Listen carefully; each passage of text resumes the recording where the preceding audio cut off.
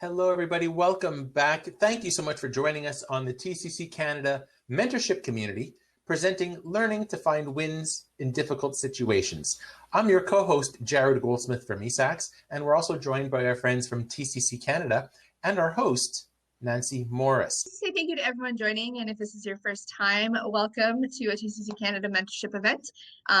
For those of you who don't know TCC Canada, we are an executive office and shared office space company, but our main goal throughout this pandemic has been to help bring communities together, especially through a lot of isolation and whatnot. We wanted to be able to provide monthly beneficial helpful events for everybody on different topics. So last month we had a different topic. This one we're talking about finding wins in difficult situations, which I think is quite spot on for where a lot of small businesses are at right now. And so we've been really lucky to have Jared and Nancy help us out with all of this. We're really excited. Nancy is a certified business psychologist. She does a lot of work with different businesses and small businesses in terms of helping them grow and find success through their business plan and much more. I'm sure I am just scraping the surface at this point for Nancy, but Jared, who runs a lot of these events and networking events on the remote platform, has been great to help us out with that as well. So I have no idea why, but my screen keeps cutting in and out. So we're going to go for the gusto here and try and make sure that everything stays working. So I'm sharing my screen, but Jared, help me out. Thank you very much. It works perfectly. So I hope you guys can see it all. Yeah, you got it? Yes. And if I disappear again, there you go. I'll do my best to get back. So welcome everyone. As been mentioned, today we're going to be talking about learning how to find the wins in difficult situations. As Elise said, my name is Nancy Morris and I'm a certified business psychologist here in Ottawa. And I've been working with businesses of all sizes for over 20 years and love it. And I focus on the systems and the psychology that help businesses to be successful. And at this particular point in time, the emphasis of my work is a lot more psychology than it is systems. So that's what we're going to focus on today. I'm going to be picking on Jared, Elise, and Adriel a lot during the course of our conversation because I don't like talking to myself. And you'll see me looking around my screens. I've got two different screens running here as I manage the presentation. But if at any time you have a question or a comment or want me to slow down or repeat something, if you could just put it in the chat, and I'm going to ask Jared and the others just to keep an eye on that because I can't do it all as much as I like to think I can. I can't do it all. So if you guys just want to stop me if there's something going on. If you didn't come to last month's presentation or haven't seen me speak at other events throughout the city, you don't know that I'm somewhat irreverent and can be quite cheeky at times. So, and I may swear, so I'm just going to tell you that off the top right now. I try not to, but I might, because I have a tendency of forgetting that I'm not sitting around a table with a whole bunch of my friends. And they'll tell you I swear a lot. Jared, I swear a lot, don't I? All the effing time. Yeah. All the effing time. Okay. You're in good company, Dean. Yeah, you're kind of people. Awesome. It is, I love talking about this particular subject. And what I want for you to walk away with today is an understanding of how to find the wins in difficult situations, whether those are personal, professional, or social, or whatever. And I'm going to be taking very much a psychological approach to that today, but not sort of like Freudian sit on a couch type of psychology. It's just more about the way that your brain works and how you can use that to help you find these wins. I'm not going to spend a lot of time on things like, meditate on the wonderful things in life or whatever. That's not what we're going to be talking about today. So I'm going to be taking an approach that perhaps you're not familiar with, but you are also going to walk away with some tangible actions and practical things that you can do. Even if I wasn't going to say this, but even if you think that this whole presentation is a difficult situation, you'll be able to walk away with some wins from it. So just as we get started, I want to start with an icebreaker. Okay. So anybody remember what an icebreaker is? It's been a while since we've had icebreakers, but they're quite common in live presentations. So I just thought I would do this so that you get an idea of where we're going. I'm going to start with this. I'm going to give you some information. And while you're listening over the next couple of minutes, as I get into the presentation, I'm just going to want you to jot down a couple of answers with regard to this icebreaker, because I'm going to swing back around to it later. I have a business decision I need to make, and I have this fellow who wants to do this business working relationship with me, and I'm going to list off for you some of his attributes. And I just want you to tell me in listening what you think, whether or not it's a good idea to work with this guy. So I have this list that I've made up that I've created myself, but I've also heard from other people some things about this guy. So I'm just going to list this off, and then you'll jot down yes or no, whether or not you think I should do some work with him, and we'll come back to that in a minute. So these are the attributes of this guy. So he's smart, well-informed. He has a good level of expertise in the subject matter that we would be working on. He's apparently pretty well off, so that's helpful. He's fair in most of his business dealings. He's married with a family. He's known to lie about things. He always shows up on time. He's able to do a lot of the work that's needed to get the job done, so he can do quite a lot of it, so I don't have to do everything. He's very popular, and he has a great sense of humor. He can introduce me to quite a lot of other movers and shakers in the city, and he can, in working with me, he can speed up the outcomes that we're both working towards. So with all of that in mind, just think for a second, would you work with this guy? Do you think this guy is worth working with? What do you think? We're going to come back to that in a minute, okay? So today's conversation is about learning to find the wins in difficult situations. So I want to start with some definitions about win and difficulty. What are wins? What are difficulties? Because I want us to be on the same page. So we're going to sort of agree a couple of definitions here. And this is where I need people to contribute either in chat or Elise and Adriel and Jared. I'm going to pick on you here. So let's start with the word win. How do you guys define what is a win to you? One thing we are going to notice is that people have different definitions of wins. So Elise, Jared, Adriel? Yeah, I find wins for me are succeeding goals, like meeting goals and ending days feeling productive. Ending days feeling productive and meeting your goals. Yeah. Okay. Jared? A win could be pretty much anything. Hey, I woke up at time for my 8 o'clock meeting. That's a win. Hey, I made breakfast this morning and was kind of healthy. That's a win. It doesn't have to be fancy, like, hey, I signed a new $10,000 contract. That's a huge win. Hey, I posted a video on YouTube. That's a win. All of these tiny little wins, you shouldn't let it get to your head. Like, it's just building little wins after little wins, manageable. And if you treat it like that, you'll feel much more impressed with yourself at the end of the day. Okay, and does anybody else in the group have some definitions? I see that feel good at the end of the day is a win. Okay. Okay, so yeah, I mean, generally speaking, people will define a win as anything that moves them a step closer to a goal. Doesn't have to be the achievement of a goal. For some people, that is their definition of win, that the goal is achieved, that the journey is not the win is achieving the goal. And that's sort of what you said, Elise, was that's part of your definition, is achieving that goal rather than the little steps that move you closer. Yeah, actually, Dean has a comment as well, Nancy, if you don't mind. Like Dean wrote, success or benefit from some efforts. And Stephen wrote, able to feel I've completed some tasks.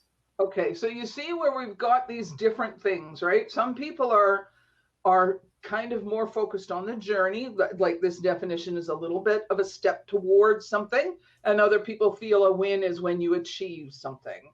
So neither one is right nor wrong. It's just more like, how are you defining things?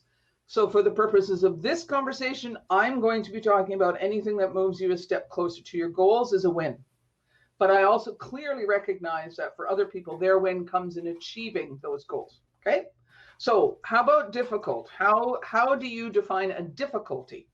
Adriel, I'm going to pick on you because you disappeared last time. You got away with it. I did. So sorry. I guess the difficulty would be something that maybe gets in the way of you trying to achieve a goal, for instance, or just something, maybe a roadblock of some sort to try to get you, trying to step over that roadblock and trying to make the difficult situation not as difficult. Right. And generally speaking, that is how most people would define a difficulty. Something that creates a struggle or a problem in moving us towards achieving our goals or moving us towards what we perceive to be a win. Okay. So for the purposes of our conversation, that's sort of where I'm coming from. It's okay if you want to take your own definition of wins and difficulty and overlap it onto what I'm saying. Okay. Which brings me to the point of why should we care about definitions? Anybody? Why do we care about how somebody is defining a word? Everybody has a different impression. Right. Everybody has different impressions. Okay. Elise? Yeah, since everyone has a different impression, it may not be beneficial for some people the way that they're perceiving it. If you look at a win as something like every day you end it making $1 million, well, you're never going to, you're very rarely going to find a win in your days. So making sure that everyone's on the same page of what's a realistic definition for this. Right. Yep. And yep, David, we need to come to a common understanding to win together. Yep, true enough. Business marketing drawbacks include courage to continue counts for tips and quotes. Okay. We care about definitions because they are the ones that provide the focus in our world. How you define something is how you see the world. So how you define your world is how you're going to see your world. It underpins all the choices and decisions you make. It underpins the actions you take or don't take because of how you define things. So I define procrastination, for example, very differently than most people. I wrote a book on the benefits of procrastination. So I define it as an asset, not a problem. Everything in your world you define. Where those definitions come from is kind of all over the place and not part of this conversation. But that's why we want to be clear on our definitions. We want to understand them so that we know we have that degree of self-awareness as to what our definition of win is, what our definition of difficulty is, or success or failure or whatever else. So it's super important that we understand that. Now, going back to the icebreaker. So I actually want to hear from in the chat. Would you guys work with this guy that I was talking about? His name is Bob. It's not, but his name is Bob for our conversation. What do you think of Bob? Tell us in the chat real quick. What do you think of Bob? Can I get the conversation start? Yeah, David hit it on the head. He said, beware of liars. Right. Anybody else? Would you work with Bob? Or would you have some hesitations about Bob? Yeah, stated as a fact that the guy lies. Yeah, I think Bob has a lot of really good traits, but the lying is very unnerving. Biased because of the honesty deficit, for sure. What? But everyone lies. I suppose it depends on how you define lie. So the reason why I ask is because we go back to this point about definitions. One of the things that I want to share with you about how your brain works is you have something in your brain that's going to pay attention to the information that's coming in. And when something that's coming in seems somewhat threatening, your brain's going to notice that. And of that list, by the way, there is no Bob. This is a party trick I do to show you a particular point. But if you, and you can try this yourself, do the similar sort of thing, have a conversation with somebody where you're listing off a series of attributes that are fundamentally positive. Either they're neutral or they're positive. You know, he's a fun guy, he knows a lot of people, he's wealthy, he's smart, all these sorts of things. And then throw in about the middle of the list something that many people would consider quite negative or threatening, and see which people notice. And all of you did what I expected you would. You notice that word liar. And that's because of something in your brain that's called automatic vigilance. It is wired into your brain to notice negative social stimuli, of which language is one of them. So it's the same part of your brain that is, say you're walking down the street and there's like 20 people coming towards you, and you see this group of 20 people, and one of them looks a little strange or a little threatening or whatever, your brain's going to focus right in on that person, almost to the extent of not seeing the others. And you're going to keep focused on that person. That's automatic vigilance. It's like this permanent radar. If you think of fight or flight, you know, if I was to bang my hand on the table or something unexpectedly, you might jump. Automatic vigilance does the same thing to your brain for social stimuli. And as I said, language is one of those things. So how you define win and how you define difficulty will be how you experience win and how you experience difficulty. And that's one of the really cool things about this. So when you put together your definition of a word, along with your brain's natural tendency to notice negative things first, you cannot stop it from doing that. You can understand that it's happening, and we're going to talk about that in a minute, but you can't stop it from happening. That will determine whether or not you experience things that either create a sense of fear for you or create a sense of fun or something in between. So this automatic vigilance, this permanent radar that's in your head, which notices the social stimuli, including words, even your own words, is one of the things that underpins your emotions and your thoughts behind stuff.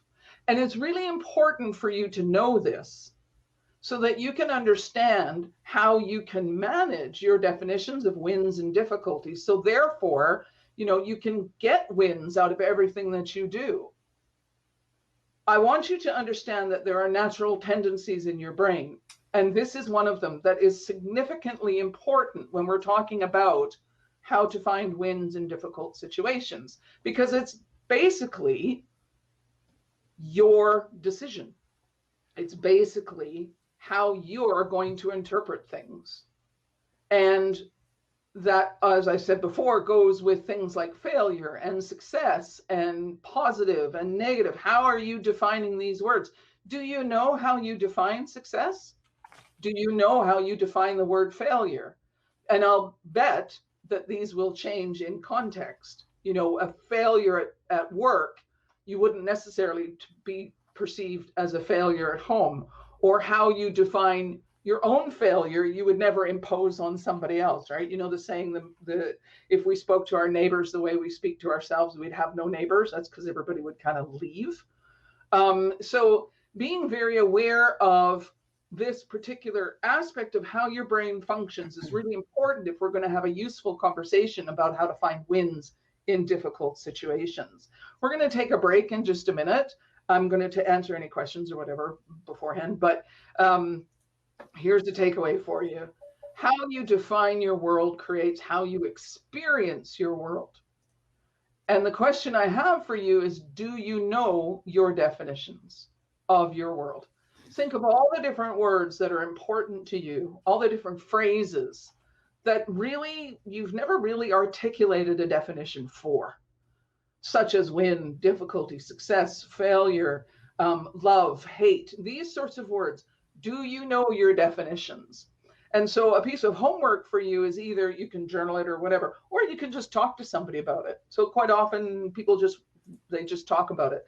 You want to clearly articulate your definitions or have a more clear understanding of what those definitions look like so that you can do something with it if it's not effective for you, or simply accept it and work with it if it is effective for you, because there isn't really right or wrong. There's knowledge or lack of knowledge. And what I want for you to have is knowledge. And that's what we're working on today. Before we take a break, does anybody have any questions about all of this? Nancy, I noticed a question in the Q&A. How Sure. can you tell if someone's lying? This is going back to your icebreaker. Like if you're about to do work with somebody and they're telling you all the great things and, you know, all of the great positives, but you've heard from other people this person's a little, you know, not straight and narrow. So there are a number of different ways to tell if somebody's lying. Some of what's involved with that is how well you know somebody. I notice my spidey sense goes off with different people that I'm talking to, or something seems too good to be true, that doesn't mean that they're lying. It just means that my experiences of the world would be that more often or not, somebody who's setting off my spidey sense, I just want to pay more attention to. But it's very difficult to know if somebody is lying, even to the point where lie detector tests are not allowed in a court of law, because those things can be manipulated by people who are very good, or by people who are psychopaths, because they have no conscience. So therefore, the things that would normally set off a lie detector test don't work on them. I know that there is some science behind people trying to figure out lie detection systems and stuff like that.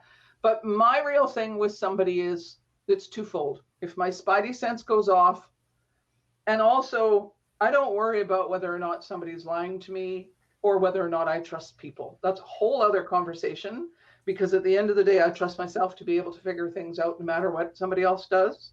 So, but that's a completely different conversation. Yeah, I know it's a little off topic, but actually Candace has a nice thought. There's a TV show that was good to watch. It's called Lie to Me. So I don't think I've ever seen that one. Thanks, Candace. Appreciate that. Yeah, I don't think I've seen that one. Yeah, any other questions before we take a break? Any other thoughts on this concept of knowing your definitions is a fundamental part of being able to manage your world really effectively? Did you chat about your definitions at all during the course of the break? I know some people did, but if you didn't, I would encourage you to do that with somebody later today and figure out, get them to chat about their definitions of certain words and what success and failure look like, what wins and difficulties look like, and things like that. Even if it's just for a couple of minutes to get the conversation going. The more you know about how you define things, the more likely it is that you can recognize when those definitions are being ineffective for you, or more likely differing definitions of stuff are creating some conflict between you and another person. So not that anybody who's married doesn't already know that part, but it's like, okay, so let's move on, because one of the things that I have asked of me when I'm talking about this subject is people sort of saying to me, but what if I know that I'm a negative person? What if I know that I'm a person that sees the glass half empty rather than half full? What if I'm a person that generally sees the world from a point of view of things that are missing rather than things that are there? Well, we need to, if you know that of yourself, and believe me, there's a lot of people like that. Again, part of it is automatic vigilance. It is part of your brain's wiring to keep you safe and to keep you alive, basically. But if you don't pay attention to that, if you don't recognize that perhaps your automatic vigilance and some of the other filters that are going on in your brain are keeping you in this glass half empty frame of mind, if you don't recognize that, then it's going to be harder for you to see wins from difficult situations, and more situations are going to be difficult, quote unquote, than need to be. So let's just pause on that for a minute. And I want to share with you a really practical tool that you can use. So if you don't have a sheet of paper, now's the time to grab one, and because I'm going to give you a couple of phrases that you can use going forward. So if you recognize that you're a negative person, or somewhat of a negative. By the way, I usually say to people, after this presentation, share this information with somebody, so you can share what you've been learning or what you've been experiencing. Don't share this part with other people, because you don't want to go up to somebody and say, hey, Bob, I think you're a really negative person, so you need to listen to this, because that's just not going to work for you, okay? So maybe find another way to talk about it. But anyway, so if you notice that you're a negative person, basically you're noticing that you're sort of living down here. This line represents, say, a neutral experience where you're just sort of chugging along. So that line, that's what that represents here on this particular slide for the purposes of the visual. When you recognize that you're negative more often than not, or more often than you'd like to be, or more often than is effective to be, basically you're recognizing that there's sort of this black hole that sucks everything into it. that's sort of like what happens when your automatic vigilance gets away from you, when your brain's natural tendency to notice negative information first and then focus on it gets away from you. Remembering that that negative information can be your own conversation with yourself. And as I was saying before, we have a tendency of being quite hard on ourselves first. So you might be negative generally or define things as difficult generally, but you're probably also really, really hard on yourself. And that's like this black hole that sucks you in. And until you recognize that, things become harder for you to find wins in, no matter what your definition is. So this is why I'm sort of sharing this now. These are really, I could babble on about wins and difficulties all I want, but unless you recognize A, that there's a part of your brain that's naturally going to notice negative things or threatening things first, and B, perhaps you're tend to be more negative than you'd like to be. If we don't talk about those things, everything else I say about wins and difficulties is just not going to be helpful. Because when you recognize that perhaps you're negative or that you experience the world through a difficult lens, then you can be more purposeful in how you handle that. And that's what I want to share with you right now. So negative emotions have their place. Now, they really are part of negative emotions, and negative thoughts are part of a life experience. One of the things that I've studied is positive psychology, and I am by no means a happyologist, because happyology just doesn't work. You actually need to experience the breadth of your emotional and psychological processes. I wrote, for example, a paper on how having too much optimism is a bad thing, because it can mean that people who are overly optimistic, they can miss signals that something's not quite right. They can miss signals that perhaps this isn't a good path to follow.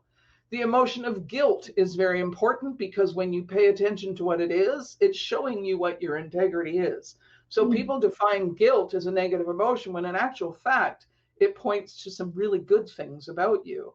So there is benefit in negative emotions and negative feelings. Nancy, can I jump in for a second? Sorry. Sure. I just have a question. Have you heard of the term toxic positivity? Toxic positivity, yes. Yeah. Would that be the same kind of thing? Yeah. Okay. That's being overly positive to the ignoring your personal signals that something's not quite right. And it's also this idea, if you're being toxically positive to other people, you're expecting them to be happy and positive all the time, which is extremely draining on other people. Right. Because it's not doable. It's not life experience. Right. You know, there's a great deal of benefit, which I'll talk a little bit more about. There's a great deal of benefit in feeling sad sometimes. Nancy, can I jump in for a sec? Just a quick comment, just as a fine tune, like even early in this pandemic, like it wasn't even, you're absolutely right. Some people are just overly positive all the time, and it can be annoying, but there was actually times early in the pandemic, because I was starting a new company, things were positive, but I was like, you almost don't want to say to people that things are going, you have to be almost cautious even being normally positive, because people are so negative or so upset, like they'll become, the line is moved more on their side. They're more frustrated by things being okay for you than they normally would be. So you just had to temper even more so the positivity sort of thing, just to be cognizant of the people on the other end and how they're going to take it. Yes, and so it is a fine balance when you're feeling not negative. I won't even say positive, just saying not negative about something. And I was talking during the break about this, because my experience of the pandemic has been not so positive as such, but it hasn't been as negative as certainly other people have experienced. And there is a censoring that goes on. You don't want to share that with too many people, because you don't know how they're going to experience it. Yet at the same time, it is also valid to be positive. So it's valid to be negative, and it's valid to be positive. It's just about people having the patience with each other to understand that there's these different experiences. That's why, for example, getting to know your own definitions of words and the fact that other people have this different viewpoint gives you more empathy.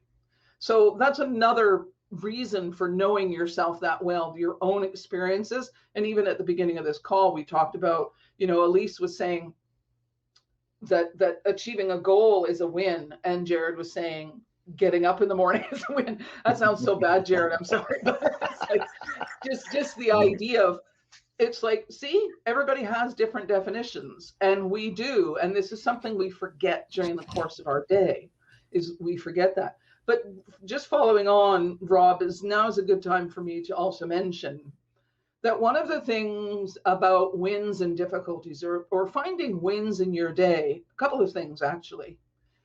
I was on a call a few weeks ago where the chief of psychiatry of the Royal Ottawa Hospital basically said, if you're not stressed and anxious right now, then you need to come and see me because there's something wrong.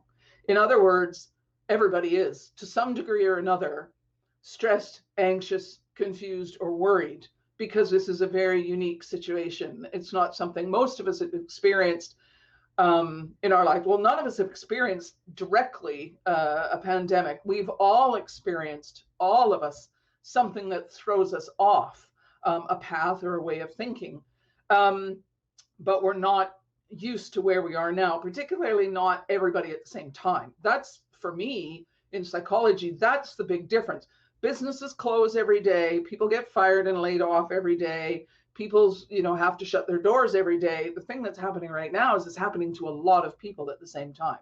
So pre-COVID, there was issues with businesses. Post-COVID, if there ever is such a thing, there will be issues with businesses. Right now, it's happening to everybody at the same time.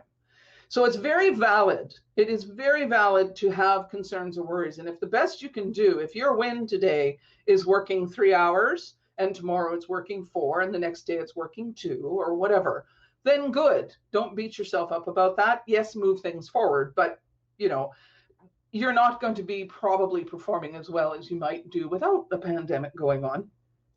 And the other very dangerous thing to do when it comes to talking about wins and difficulties is comparing yourself to other people. You know this already. Don't compare yourself to other people. But I'm just reinforcing that because that's what we do. And Rob, that you were kind of alluding to that. Because your quote unquote positive experience of what's going on and my quote unquote positive experience of what's going on is still going to be different. And a saying I learned a long time ago is when you compare yourself to others, you have a habit of comparing your insides, in other words, what you're thinking and what you're feeling, to somebody's outsides. It's like that conversation that's going on right now about all the great things that people are talking about on Instagram and Facebook, and look at what I cooked. I've fed 200 people and all that sort of stuff. And then you go in the corner and eat a barrel of ice cream. I mean, because comparing your insides and what you're experiencing with what you see happening to other people is really, really putting yourself down and putting yourself at a disadvantage. Even your partner is experiencing the world differently than you are. So even comparing yourself with him or her is really not taking you anywhere.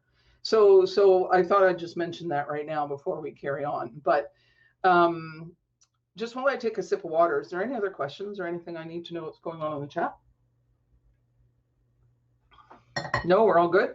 Okay, we're all good. So, as I was saying, negative emotions have a place, but I think I went the slide the wrong way. I did. Slide went the wrong way. Negative emotions have a place, but I want to share with you a strategy that can help you lift yourself out of negative experience, even though it has its place. If you're there too long, or if you notice that that's your sort of tend to be there more often than you'd like to be, I'm going to share this with you so that in any situation, whether you define it as difficult or easy, win or loss, you can have an understanding of it better. And particularly if you notice that you're a person that sort of lives underneath this line, it will help you to lift you out of that more often than not, okay? So I want to share with you exactly how to do that. And this is where you're going to want to write a couple of things down.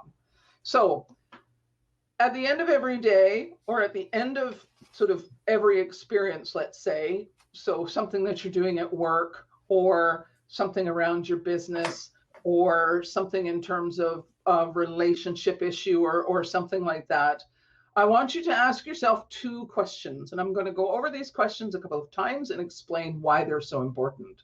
So the first question is, what did I like about that? Or if you want to do this at the end of every day, what did I like about today? Okay, So what did I like about that? Or what did I like about today? Or what did I like about that experience? Or whatever it happens to be. Something along those lines. Okay, that's question number one. Question number two is, what will I do next time? Or what will I do tomorrow? Or what will I do next time that situation occurs? Or whatever. Okay, so the two questions are, what did I like about that? And what will I do next time? So when I hang up today, I'm going to ask myself those two questions. What did I like about this experience? And what will I do next time? And it gives me a feedback loop, which is super important to be able to take wins out of difficult situations, is giving yourself that feedback loop. But you're going to do it in a unique way, because people usually give themselves feedback a different way. So let me ask you, what do you notice about these two questions?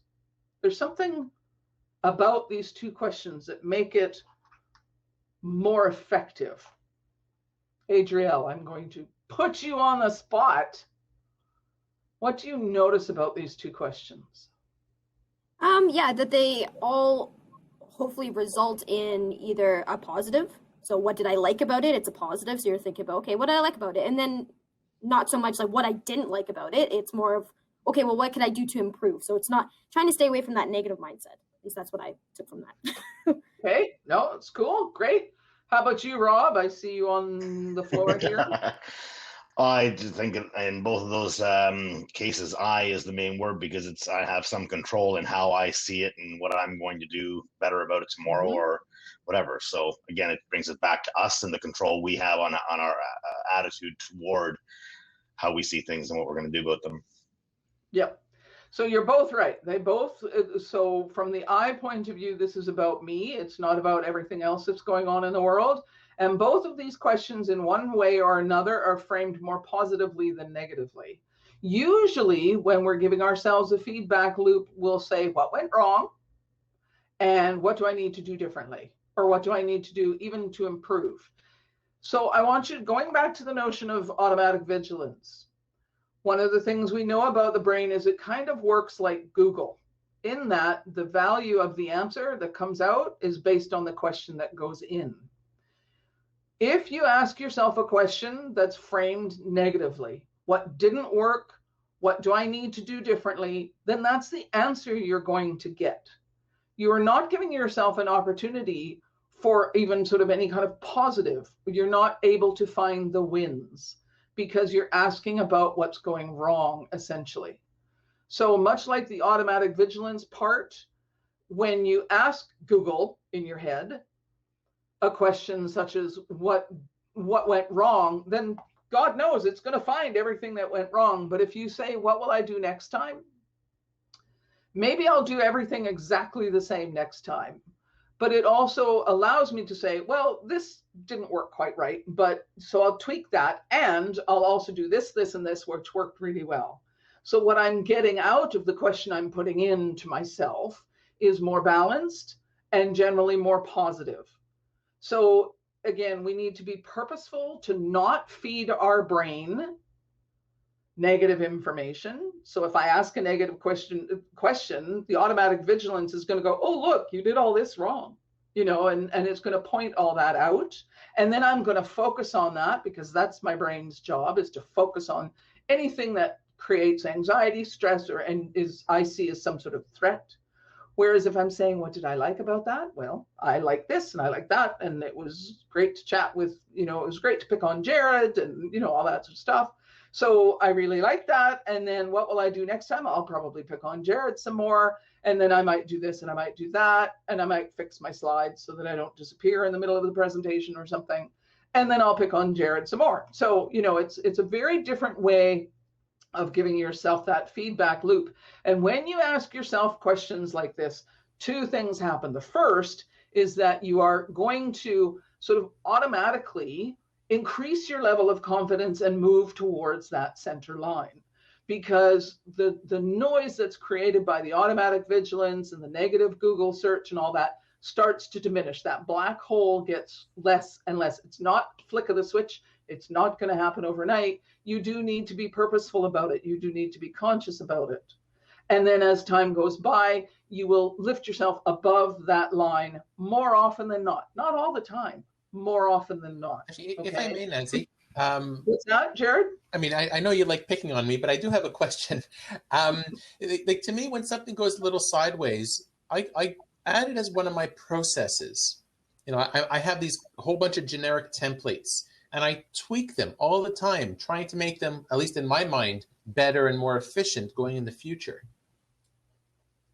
Right? So Sorry, I missed the first part of that. Is that a good thing or a bad thing, or are you just sharing that? I think it's a great thing. Like, you know, what do I like about this or tomorrow, or how will I do something for next time? Everything I do, and probably all of you, all humans do, we're always a work in progress. Our work, our personal lives, everything is to achieve something. Yes, but we have a tendency of doing it in the negative. Mm-hmm. We have a tendency, particularly with ourselves, to assume that something is wrong or needs to improve. We do have that tendency to feel that way when in actual fact, perhaps nothing needs to improve. So for me, for example, the pursuit of happiness is still a problem. Because when we're pursuing something, by my definition of pursuing, and even by Webster's definition of pursuing, you're sort of chasing something and you never actually quite catch it. So pursuing happiness is still coming from a place of lack. Okay, so I am without happiness, so I need to pursue happiness. Whereas actually the way happiness works from a psychological point of view, when you accept happiness, it's there. But if you pursue it, it's always at the end of your fingertips. It's always something you have to keep going back to pursue. That is an aside, but it does follow on from what you say. Framing the world in a way that most things are a win diminishes the difficulties. But even when you have a difficulty, you're more likely to be able to find the wins, because the other thing about these two questions is that they become your teacher. The answers become your teacher, particularly around business. The answers to the questions, when you get really good at asking these questions frequently, and I do it, like, as I say, I had a meeting this morning. I did it very quickly after that meeting. I'll do it again this afternoon after this meeting, and tomorrow I'll do it again. And at the end of today, I might do it, you know, blah, blah, blah. It becomes my teacher and helps me to see both the systems and the psychology I need to run a successful business or to have a productive day. So the answers to these questions become your teacher. And that's why, and they're two simple questions. We do not have to go, you know, ad nauseum into the answers here. It's just a habit, getting yourself into that habit to find the wins in difficult situations. Ask yourself those two questions. So takeaway number 2 is your brain will answer the questions that you give it to it one way or another. So the best way is to give it positively framed or even neutrally framed questions, not negative questions like, what is going wrong here? Which is usually what we do when we define something as a difficult situation. So negative, keeping the negative out of it has to be purposeful. And again, so ask those two questions. Give it a shot every day. Ask those two questions every day and see what happens. So takeaway number 3 is that you are perfectly capable of finding wins in pretty much every situation. You just need to be purposeful in it, and you need to balance what's going on with the natural tendencies of your brain. I've shared with you the 2 main natural tendencies that filter your world. So your brain's automatic attention to things that are going on to keep you safe, and how you talk to yourself and the answers you expect from yourself. And so while it does take that conscious effort, it does pay off, particularly as you get into the habit of doing it more and more often. You will find